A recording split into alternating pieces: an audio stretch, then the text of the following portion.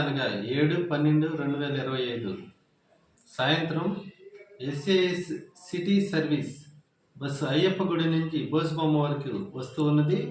ఆ క్రమంలో బాబు ice cream వద్దకు వచ్చేప్పటికి సాయంత్రం 4:30 గంటలకు ముగ్గురు వ్యక్తులు ఒక బైక్ని బాబు ఐస్ క్రీమ్ ముందు రోడ్డుకి అడ్డంగా పెట్టడం జరిగింది.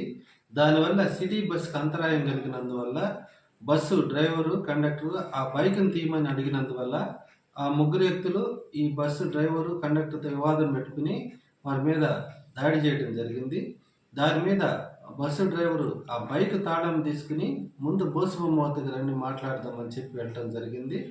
దాని కోపోద్రిక్తులైన ఈ ముగ్గురు ఇంకొక ఇద్దరితో కలిసి బోసుబొమ్మ వద్ద ఉన్న సిటీ సర్వీస్ బస్సు వద్దకు వెళ్ళి ముగ్గురు వ్యక్తులు కింద ఉండగా ఇద్దరు వ్యక్తులు బస్సులో ప్రవేశించి వారి వద్దన్న బ్లేడ్ల సహాయంతో డ్రైవర్ మీద కండక్టర్ మీద విచక్షణారహితంగా దాడి చేయడం జరిగింది.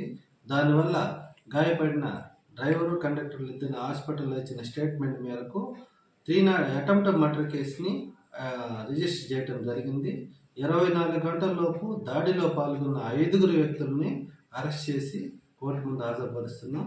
మా నెల్లూరు జిల్లా ఎస్పీ డాక్టర్ అజితా వేజెట్ల గారి యొక్క సూచనల మేరకు రౌడీయిజం కానీ గంజాయి గారి మీద అన్నిటి మీద కఠిన చర్యలు పోలీస్ డిపార్ట్మెంట్ తరఫున తీసుకుంటున్నాము. ఈ సందర్భంగా తెలియజేస్తాం. ఈరోజు వాళ్ళకి ప్రజల్లో రౌడీయిజం చేసినందువల్ల ప్రజలు ఏ విధంగా ఫీల్ అవుతారో వాళ్ళకి తెలియాలనే విషయంతో ఈ మార్చిని కండక్ట్ చేయడం జరిగింది.